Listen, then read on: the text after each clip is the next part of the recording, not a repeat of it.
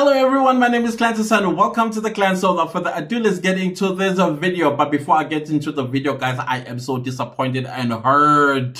Why are y'all doing this to me? Guys, let's just smash the like button because it's so important for the growth of the channel. I don't know if you've noticed, the channel has stopped growing. Why? Because we keep stopping by about 200 likes and yet you have thousands of views. Guys, I'm begging you, please, so that the channel survives, so that I can bring you these analysis that you guys are always looking forward to. So just don't watch. It only takes a millisecond for you to click the like button and then you leave it there. I would like it if the videos can just make up to 1,000 likes, just 1,000 likes. No more than that. Okay, well, more than that, but 1,000 likes. Let's make it a goal that every single video that I post, we get to 1,000 likes so that I can continue, guys, with this type of content. Otherwise, it's in your hands. That's all I can tell you. So let's go to the Gauteng High Court in the Senzo Meyiwa murder trial, where things are getting a little bit, I don't know if it's going down or it's going up, whether it's getting hot or cold, because the witnesses that we've had in the past, I'd say the past 3 days since Friday, they're not make sure. Of course, they are going to come on the stand and deny everything that the version of accused number 1 and accused number 2 are true or not true. But it's up to us as people who are sitting and watching this case. Who do you believe? Do you believe Buthelezi? Do you believe Lissereng? Do you believe, what's his name again, Jonathan? Do you believe all these Metro Police, emphasis on Metro Police officers that have taken over the work of the South African Police Service? And you have to ask yourself this question.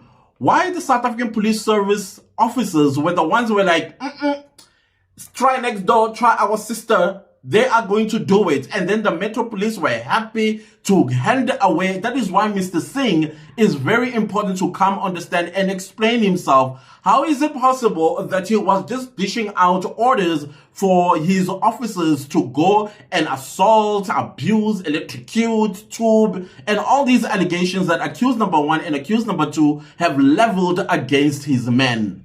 And what's his relationship with Gininda, Brigadier Gininda? Because all of these things are very important to be exposed so that we can begin to clean the criminal justice system. Everything that I'm watching in this court, you get to understand that, oh, now I understand why our police are this messed up, why the criminals on the street are doing as they please, are literally running the country.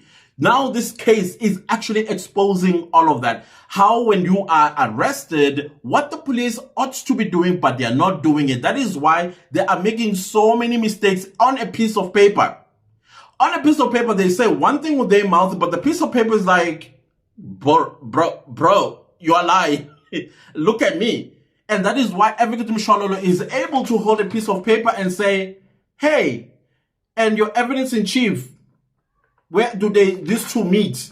And there is no meeting place. Why? Because they are on the stand lying under oath. So, of course, Advocate Zulu as well as Advocate Mshololo, they were on the version of the accused story about how they were tortured, assaulted, tubed, even electrocuted.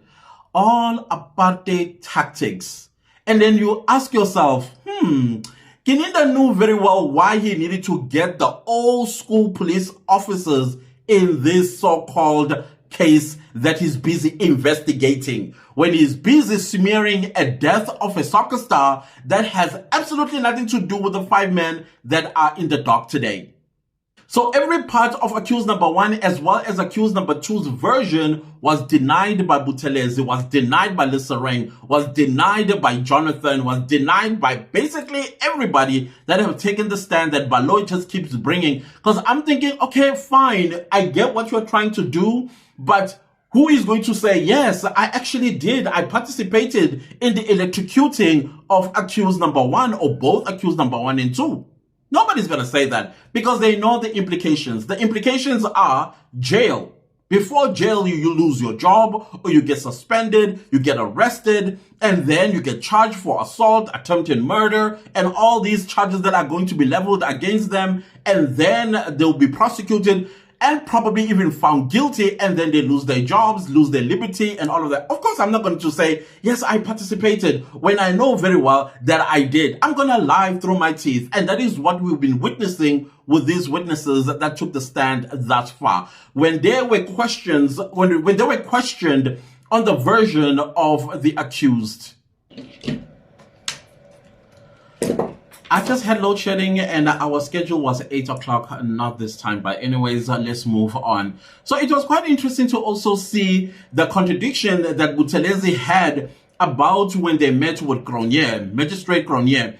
Magistrate Cronje, if you remember, she said that when she was going to room 2, which was allocated for her to be with Ntanzi to take the confession, she came across a heavily armed police officers that were about 8 or 12 or something like that. She could not remember the number, but she gave the number 8, that there were at least 8 of them that were standing in the corridor opposite room 2. And then amongst those officers, there was a man in handcuffs and also another man wearing a suit. But comes Buthelezi, who contradicts the entire scenario. He was having, I think, 2 different versions on Friday, or was it Monday? And I was like, what exactly was the scenario when you arrived at the Boksburg court? Did you find Cronje there? Did you come across Cronje, or she found you there? What is the story? But of course, he got entangled in his own lies because he realized that the magistrate has more weight over what he's actually telling the court. So that was lie number 1 that he got caught on. And I was like, yeah, there are more lies that are going to be catching up with you, sir, if you are not going to tell the truth. However, though, guys, I was picking up something about Buthelezi. This is the same thing that I picked up about Cronje, that is it possible that some of the things that Buthelezi was going through with the accused, he may not have approved of them, and as a result, he was dropping like little nuggets. For example, the 74-hour one, or 78 or 74 hours, he said he read the rights of the accused and told them that they are going to be charged, or they're going to meet at the magistrate within 78 hours. And in my mind, I'm like, I think that was done deliberately. If it's not done deliberately, clearly an officer of the law who has been a constable for the past 20 years, who's probably made hundreds of arrests, does not know that within 48 hours you should be charged and met the magistrate? Come on. That to me was a nugget that, listen, read between the lines here. There are some things that I'm going to say and I'm going to stand firm on them, but others are for you to read between the lines that I will contradict myself deliberately so that this entire charade is not admissible in this court. That is what I picked up. I don't know if I'm the only one who, in fact, I did ask this question and a lot of people in the SABC live chat said, I'm picking up the same thing. This was, I think, yesterday or the day before yesterday when Buthelezi took the stand, and I'm like, something ain't right about Buthelezi. I can see what he's trying to do. Of course, he's fearful of Gininda. He's fearful of whoever else that is handling Gininda if he does not toe the script line. And so he's dropping little nuggets along the way for us to pick up. And I did pick up quite a lot from this particular witness. I don't know about you, but I said the 74 hours was a dead giveaway for me. And another dead giveaway for me was about the uniform. That the uniform is intimidating. But he will say, no, it's not intimidating. It depends on the person. Come on, any human being that sees a gun and heavily armed police officers and who tell you to get down and then you are confused and all scared, everybody will be scared. Everybody. I don't care who you are, even a soldier who has been in a battlefield for years will get down and be confused at the same time, terrified about what the prospect if they moved. And so I'm thinking, those are nuggets that the witness is dropping because there are some things that he was put through by force, probably because of the fear of Gininda. And it was also quite interesting that Lissering, Jonathan, and Buthelezi have different encounters with Magistrate Cronje, how they met up with her. I was like, okay, there are 4 different versions. There's Cronje's, there's Lissering's, there is Buthelezi's, and also there's Jonathan's. Which one is true? Who do you believe amongst these four? How they actually met each other or how they came across each other. And the other interesting part was that Cronje said there were 8 of them. Let's say the number is 8. And only 2 appointment certificates were given to Cronje. What happened to other 6?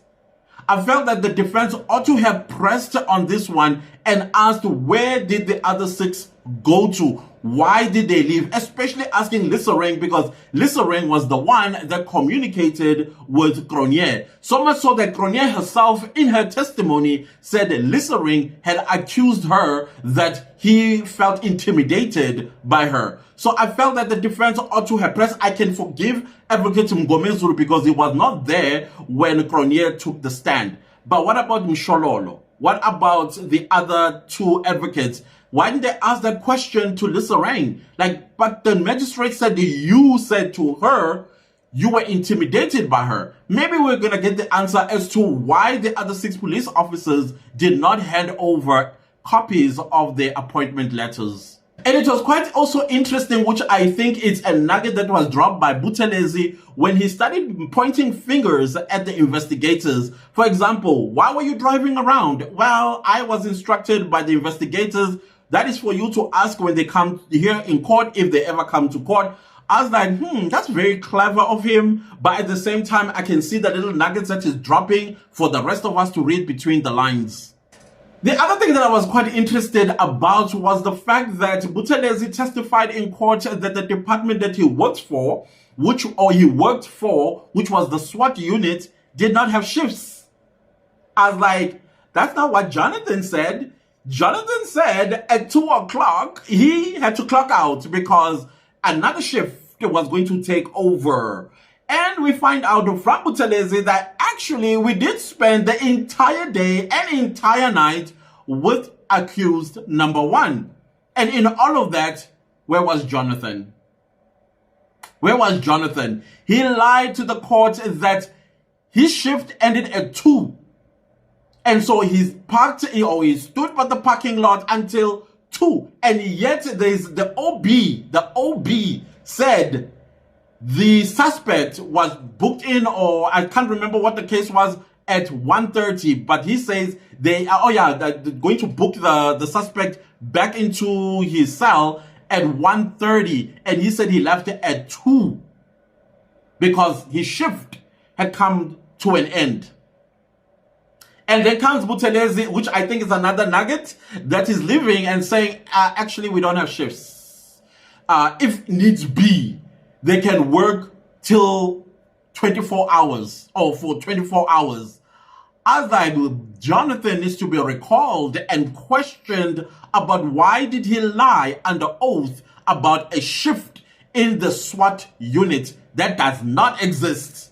I found that to be very interesting. And it's not that Buthelezi was not watching his colleague on the stand in the past days when he was on the stand and heard his colleague say, there's a shift. We were waiting for the next shift. Hence, we left and then I went home. I don't know what happened to the accused thereafter.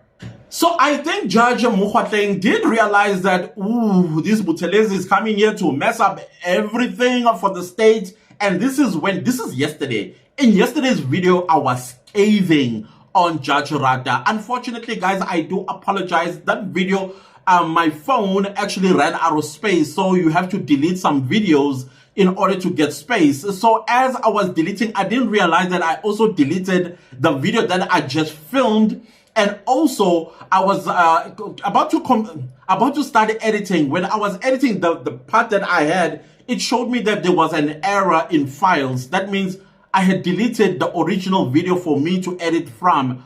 I was crushed, you guys. I was so crushed. I was scathing on Judge Rada, whom I felt that he was behaving very well. And then he comes yesterday and takes 3 roles: the role of a prosecutor, the role of the witness, as well as the role of the judge, possibly even the role of the spectator when he was asking those silly questions about the process.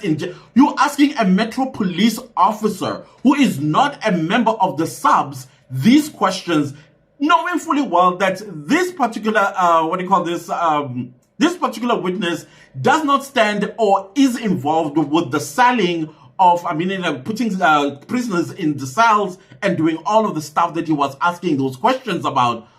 I'm like, Judge, but at the same time, I was like, the judge is sending a message to Baloyi, who was oblivious to what was the judge trying to do, basically giving him some ideas like, listen, you need to make an objection. Advocate Zulu and Advocate Mshololo had done a number on this witness, and this, as far as I can see, I'm going to rule against you because of what they submitted. And I was like, I would not be surprised if tomorrow morning when the court opens, Advocate Baloyi is going to want to make some additions or subtractions regarding what the judge was trying to send to him via some kind of weird communication, one of which I picked up from Judge Rata was the 74 hours. I was like, bro. And then comes Advocate Baloyi this morning. He completed his evidence in chief, like examining the witness, but he wants now to re-examine the witness. But in fact, he was not re-examining the witness. All he was doing corrections. Imagine doing corrections under oath. This is the testimony, evidence in chief of the witness, that after when he was reading the rights of the accused or the suspect at the time, he said he has 74 hours before he could, within 74 hours, he's going to meet the magistrate and charged. But no, he needed to make, and that to me, again, I still feel that was a nugget by Buthelezi to say there are things that were happening I did not approve of. So he deliberately said that. And I cannot understand why Baloyi did not pick that one up yesterday. But it was quite interesting this morning when he was doing corrections. I'm like, is he allowed to do corrections under oath? But then again, this is Rata's courtroom. So it was quite entertaining what the judge was trying to do, because all of these things that he was posing at the witness, it was giving ammunition to the defense. He was assisting the defense, not Baloyi, because after that, who stood up and basically started re-examining under matters arising, and both Advocate Zulu and Mshololo were fired up, and they fired those questions at the witness. And of course, Judge Rata feeling that, okay, I need to do some damage control here, but it was already too late. Even with that one question that I felt he was being petty about, he lost it. Again, if you ask yourself these questions, why would a 20-year-old experienced police officer be making all of these errors under oath? Has he not testified in court before? I was very interested to hear Advocate Mshololo asking him about his qualifications and his experience, but she did not go there. At 20-year matric, I think Lapo take it a little bit there, I think. But I think he's quite a smart liar. I think such people are called charlatans. He's a good charlatan, this guy. He's like Cronier. That's what I was picking up the whole of his testimony, that I'm actually listening to Cronier 2.0. If he was not dropping any nuggets, then he was demonstrating how exactly our police work in this country. That they just pick up a suspect, put them in handcuffs and throw them in jail without reading them their rights. Because I can tell you, if you had to run to any police officer and say, can you recite section 35 of the Constitution? Basically the first, I think section 1 or subsection 1. What does it say? I think they will not be able to tell you. I don't think they'll be able to tell you. Probably the one that I'm going to say is an American version, but it's also there somewhere in the South African Constitution. Like, you have the right to remain silent. Anything you say can and will be used against you in the court of law. I think that's the first part. And then the second part is about the 48 hours, and then it moves on to all the other stuff that if you are going to be searched, there needs to be a search warrant and all those sort of stuff. I bet they will not know how to actually recite that part of your rights when they actually make an arrest on a suspect. That is why I believe if Buthelezi was not dropping nuggets, he does not read the suspect's rights and he doesn't know how it goes. If he's actually challenged Whether he says it in isiZulu or in English, he will not be able to say it as per what the Constitution says, because you need to say it as per how the Constitution says it. So there was a part where Buthelezi was being a little bit rude towards Advocate Mngome Zulu. Advocate Mngome Zulu kind of like reprimanded him as a Zulu to Zulu. He said, you know, and I want to say this, in Zulu culture, the thing of saying amanga or unamanga, it's actually connotated to rudeness. So there are three ways of saying if something is not true. The first one, if you're a child, you're not allowed to say unamanga or agana qiniso. So you say unamaspo or uyaphosisa. That is a child to an adult. You don't say to an adult unamanga. That's rude and disrespectful. But if you're an adult, but an adult that is respectful to themselves and to their peers and their elders, they don't say unamanga when an elder or their peer is actually lying. They would say awuna qiniso or akho qiniso or aksiloni qiniso. You get what I'm trying to say? It says, basically, it's connotated to respect of your peers and people that are a little bit older than you or older than you.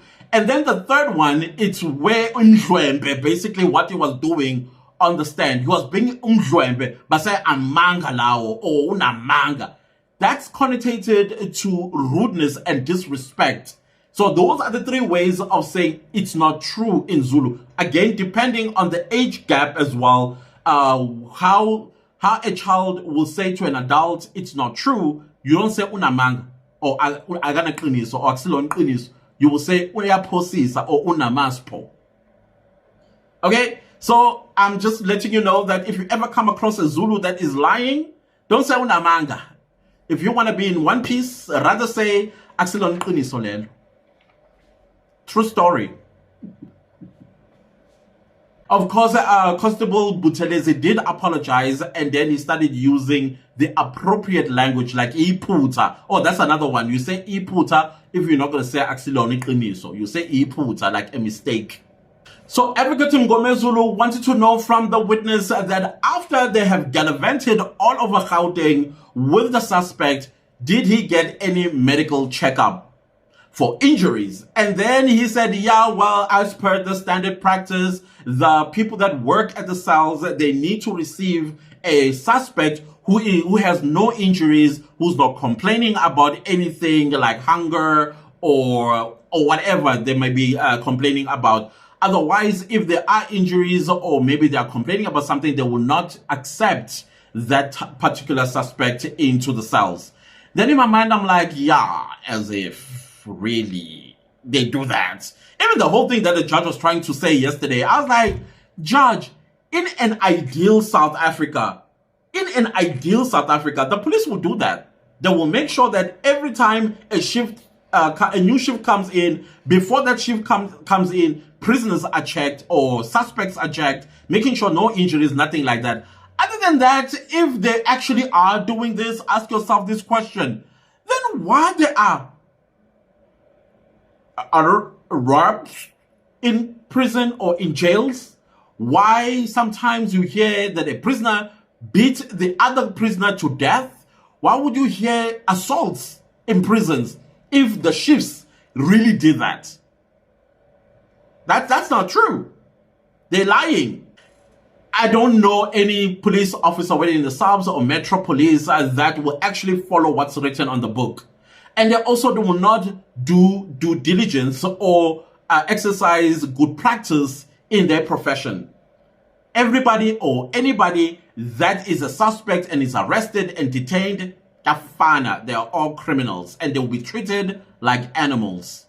That's just my opinion. So there are several things that got to me. The first one was about accused number one. Accused number one, when he was picked up and then wherever they took him to, they assaulted him. They assaulted him so much so that he ended up messing himself. And the reason why they went back for change of clothes is because he was soiled. And now Buthelezi is saying, no, that's not a lie. That's because the suspect had asked politely that we take him back home. He doesn't want to go to jail with the brandhood pants. And I was like, South African police or Metro Police, would be nice to a suspect when they ask nicely to be taken back home to change clothes? It's a lie. It's a lie. I believe accused number one what he said, because it makes sense that you were beaten till you soiled yourself, and then of course the police are not going to put you in a police van smelling of, soil.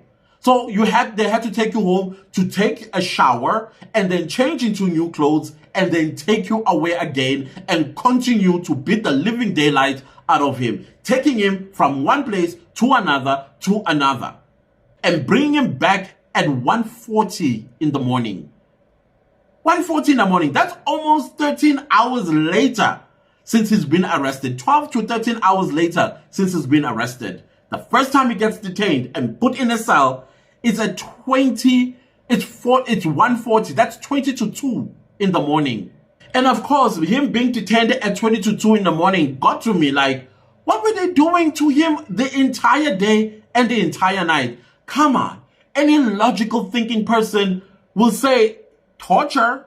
Everything that the accused number one and accused number two has said, it correlates with the time that they were put in jail for the first time, driven to other provinces with accused number two. It makes sense. It's true what they are saying. And if the court should rule in favor of the defense, I think this part is very important for the state to say in passing. I found Buthelez's answer when it was about the investigators and needed to take the suspect all over the place because they were doing investigations. I was like, in God's South Africa, the police would arrest you, they will not charge you, they will not detain you, and then do investigations. But no, they arrest you the same day, and then they drive you around, taking you to places, possibly even torturing you, tubing you, electrocuting you, throwing hot, cold water on you in winter, and basically just dehumanizing you everywhere they go. And then eventually at 20 to 2 in the morning, they throw you for the first time in jail.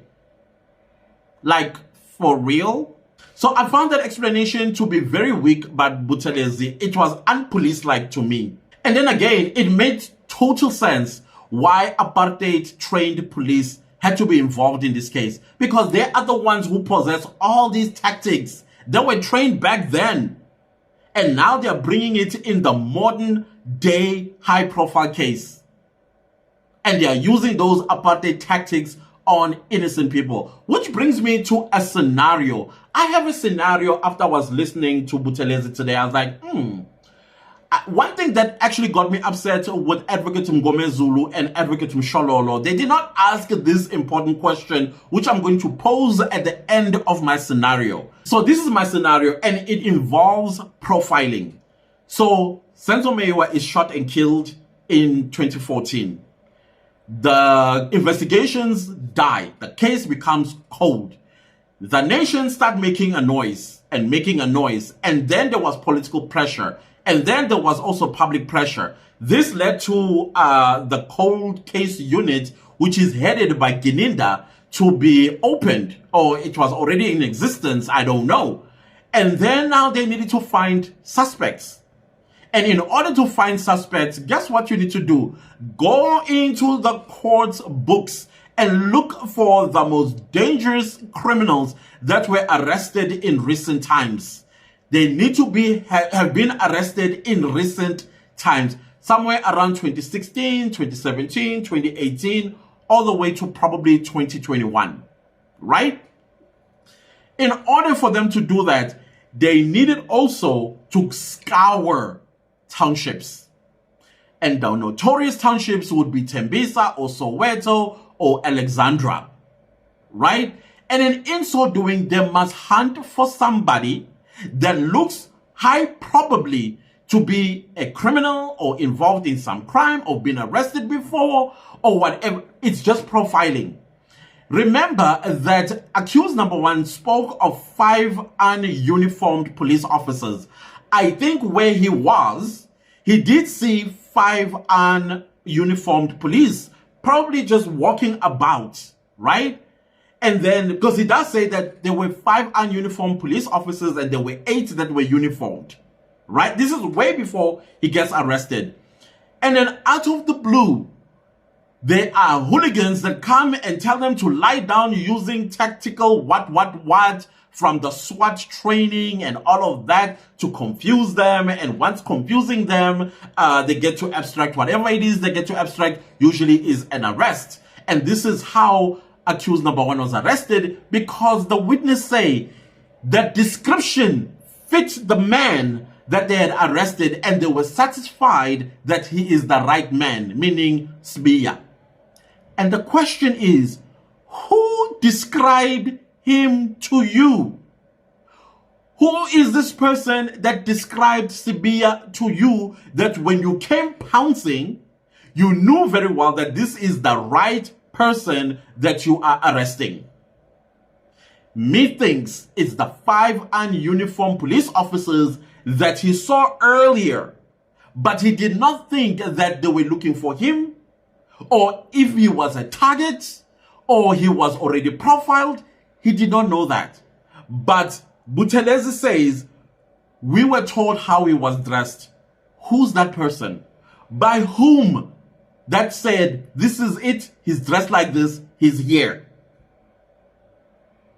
I felt that Advocate Mngome Zulu or Advocate Msholo should have asked that question. And you could actually feel the relief of the witness when that question was not asked. By whom? Who's that person that described the suspect? Then let's go to Vosloorus. Accused number one gets arrested in Tembisa. He's then driven to Vosloorus. Because why? In his room, they found a bag, or a plastic bag filled with live ammunition without a license. Right? They did not have a search warrant, but we'll get to that. And then because they found live ammunition, they needed to correlate or link those bullets with a gun that is suspected to be where? In Vosloorus.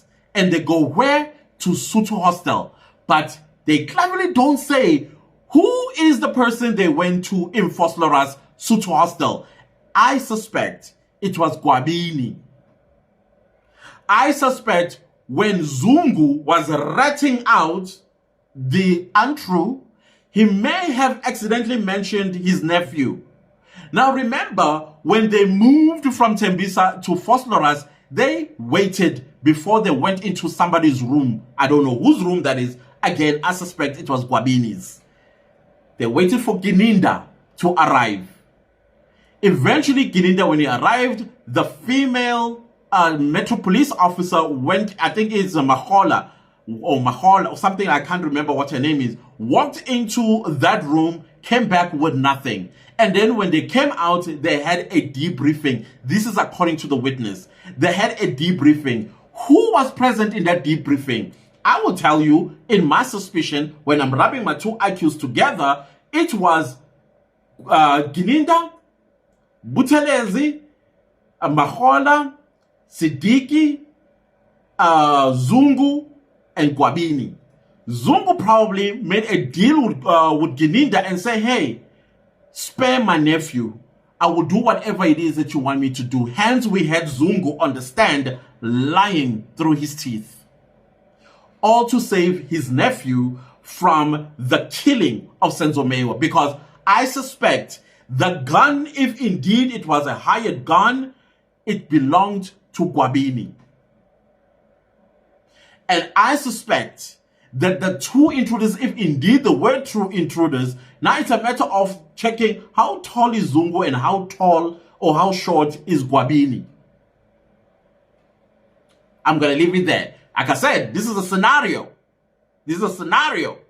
Before I move on with my suspicion or my scenario, did you find it interesting that the witness was forgetting a lot of important information, one of which was the number of people that they came across when they came to arrest Sibiya? He says there were 2 of them, but Sibiya says, no, it was the 3 of us. Sibiya, who remembers everything, versus one that forgets. Who do you believe? I happen to believe Sibiya because he remembers everything that happened. So back to my scenario, I believe that Sibiya did see 5 ununiformed police officers, but he never thought that he was their target because of whatever profile that they saw out of him. Maybe he looked like a criminal, so that if they parade him before the public will be like, whoa, he's correct one. He's the one who killed Senzo Meyiwa. I think that is the whole point of going around hunting for a possible criminal, and they came across Sibiya. So that is why I feel like Advocate Mshololo or Advocate Zulu should have asked from whom did they hear or that described accused number 1 to them when they went to make an arrest. I felt that was a very important question. However, since it was not asked, if this court is a fair court, it would ask this question in its judgment. Lastly, let's go to the warrant of arrest. So now this is kind of like wraps up my scenario. Warrant of arrest. So now, if that particular day, the 30th of May 2020, they knew who their suspect was, and then they were going to make an arrest, don't you think you would want to do everything according to the book? Don't assume that, this one is going to be a non-warrant or search warrant arrest. If you really knew who your suspect was, do your due diligence. So there's no mistake that if it even is asked in court, you are able to produce like, there you go. Shouldn't they have approached a high court or the South Gauteng High Court or the North Gauteng High Court and sought for a warrant of arrest as well as a search warrant? Because they knew in advance that they're going to pounce on a suspect that killed Senzo Meyiwa, or one of the suspects that killed Senzo Meyiwa. But no, they don't do that. Instead, they go to Tembisa, they find their target, innocent person, they just profiled him and thought, this is our guy, he looks dangerous. They did not know his name because in your search warrant as well as your warrant of arrest, the name and surname of the suspect must be on there. So because they did not know who they were going to get, it could have been me walking down the streets of Tembisa and they'd be like, yep, that's the one.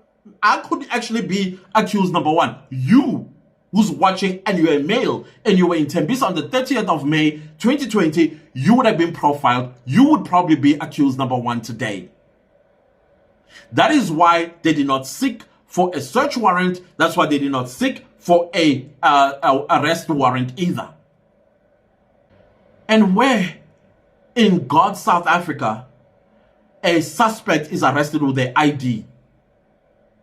Think about this. I get that there are circumstances where a search warrant is not required, right? For example, a suspect that is evasive or elusive, and then they find out that that suspect is in this particular area, maybe it's with a girlfriend or with a relative, and then you find out they are there. Yes, there I can understand that sort of arrest, it is justifiable because they're elusive or evasive. But the one that you knew in advance, that one you should have gone to court and you should have gone to court and obtained both these warrants because you knew.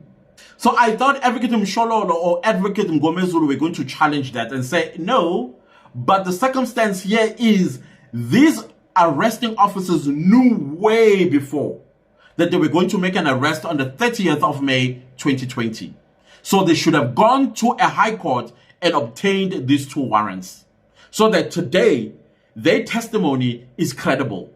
So at the end of the day, I think my scenario is highly likely one that they had profiled accused number 1, possibly profiled accused number 2.